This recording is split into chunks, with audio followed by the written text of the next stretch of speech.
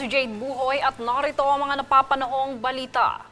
Muli nang ibinalik ng Department of Public Works and Highways o DPWH Region 8 ang 15 ton ng load capacity ng San Juanico Bridge ilang buwan matapos ang implementasyon ng 3-ton limit.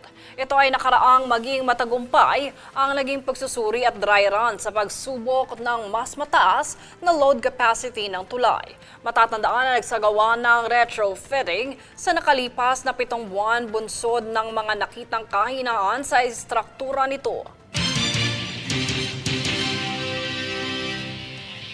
Higit 10 milyong pisong halaga ng marijuana ang natimbog ng Philippine National Police o PNP at iba pang ahensya sa isang plantation sa Ilocos Sur kamakailan.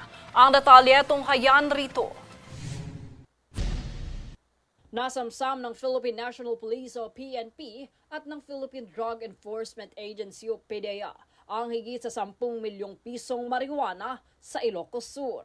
Natagpuan ang higit sa 53,000 fully grown marijuana sa 13 marijuana plantation na may sukat na 100 hanggang 3,000 square meters.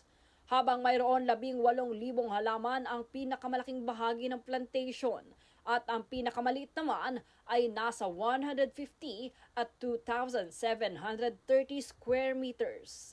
Ayon pa kay PNP Acting Chief Police Lieutenant General Jose Melesio Nartates Jr., ang pagsugpo sa ganitong gawain ay mahalaga upang maprotektahan ang mga mamamayan laban sa banta ng droga, kung saan kalaunan ay sinunog sa mismong lugar ang mga natimbog na droga. Sa nasabing operasyon naman, kaugnay ng PNP at PDEA ang lokal na pamahalaan ng Ilocos Sur at mga regional offices ng pulisya para sa pagsisiguro ng kaligtasan ng mga komunidad. Jade Buhoy, nag-uulat para sa Golden Nation Network. Plano ng Department of Agriculture o DA na gumawa ng mas marami pang farm-to-market roads sa Mindanao. Sa pahayag ni Secretary Francisco Chu Laurel Jr., ang mga bagong kalsada ay nakatuon sa chronically underutilized o mga hindi gaanong nagagamit na food production areas. Kabilang sa panukalan nito ang 2 bilyong piso na kalsada sa Sultan Kudarat na maaaring magbukas ng 32 hanggang 35,000 na hektarya ng farmland. Dagdag ng kalihim, mahalagang magkaroon ng access ang mga kalsadang ito upang mas mapakinabangan ang mga sakahan at makamit ang layo ng administrasyon na pangmatagalang seguridad sa pagkain.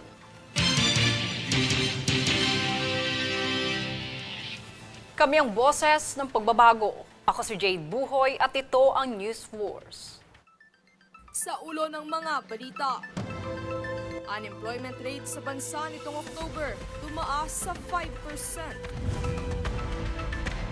PNVS drivers na magkakansela ng booking ng pasahero pagmumultahin ng LTFRB. Load limit ng San Juanico Bridge ibinalik na sa 15 tons. Chinese national na sangkot sa agricultural smuggling nahuli sa NAIA. Taniman ng marijuana sa Ilocos Sur, timbog. At Team Philippines, patuloy ang medal haul sa SEA Games. Patas at pantay na balita, komprehensibong ulat para sa pulso ng masa. Ito ang News Force.